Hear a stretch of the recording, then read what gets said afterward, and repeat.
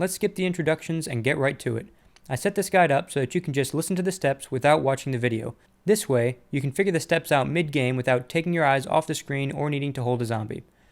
In order to do the Little Lost Girl Easter egg, you'll first need the Maxis Drone, the Thunder Fists, the Airstrike Grenades, and all 4 ultimate staffs.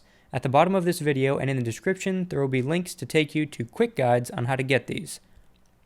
After you have all 4 ultimate staffs, 4 podiums will appear.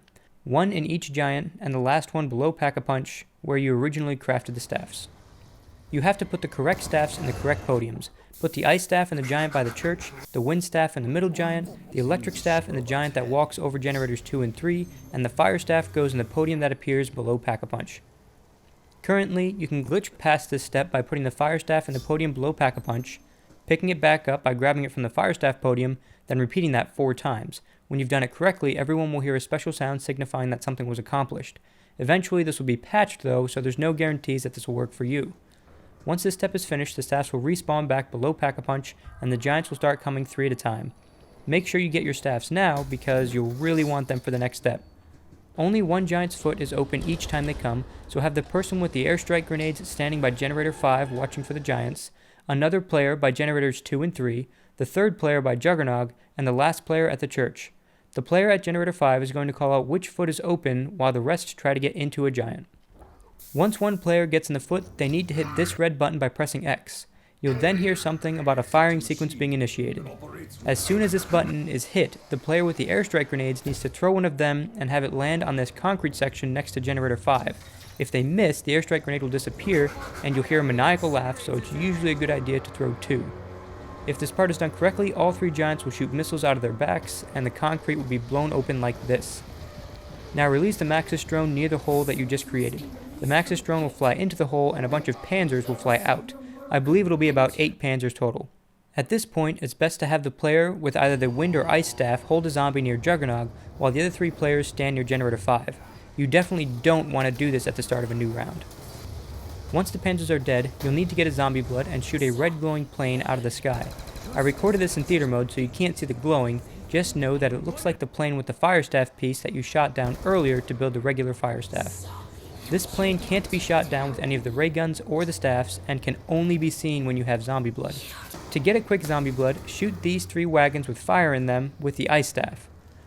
You'll have to shoot them quickly because if you take too long, the wagons will light back on fire. Once you do that, a zombie blood will appear behind the Pack-a-Punch machine. After you shoot the plane down, a zombie will fall out of it and start running in a clockwise circle around the excavation site. This zombie can only be seen with zombie blood, so right after you shoot the plane down, start running in a counterclockwise circle around the excavation site. This will give you the best shot at finding the invisible zombie before your zombie blood runs out. If your zombie blood does run out, you can still hear a sort of shimmering sound he makes when he's running around, even though you can't see him. So have a player follow the sound until you get another zombie blood so you can find the zombie quickly. Once this zombie is killed, it will drop the Maxis Drone. When you grab it, it will respawn back at whichever crafting table you built it at, so run there and pick it up. For the next step, everyone will need the Thunder Fists from the rewards box. With the Thunder Fists, run down below Pack-a-Punch and punch the zombies that have smoking white hands. When you do this, their hands will stop smoking and you can just shoot them to finish killing them. Once you've punched enough, a glowing stone will appear.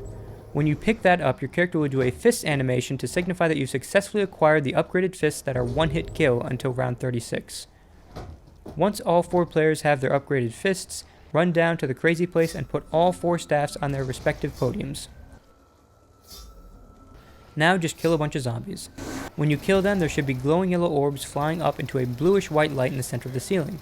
Once you've killed enough, there will be a bright white flash, the ceiling will open up like this, and you will get your achievement. To see the ending cutscene, all you need to do is take out the Maxis Drone. It will fly up through the center of the ceiling and a white beam will shoot down onto the center platform. Now, just run over to the platform and press X to end the game and start the cutscene. To see the cutscene now, click the middle of the video or the link in the description. The purpose of this guide was to be a quick guide that you could pull up in the middle of the game that was fast and straight to the point. This way, you wouldn't have to worry about getting killed while spending upwards of 10 minutes trying to figure out what the next step was. I hope this was helpful for you guys. Leave a like if it was, or a comment below if you have any questions.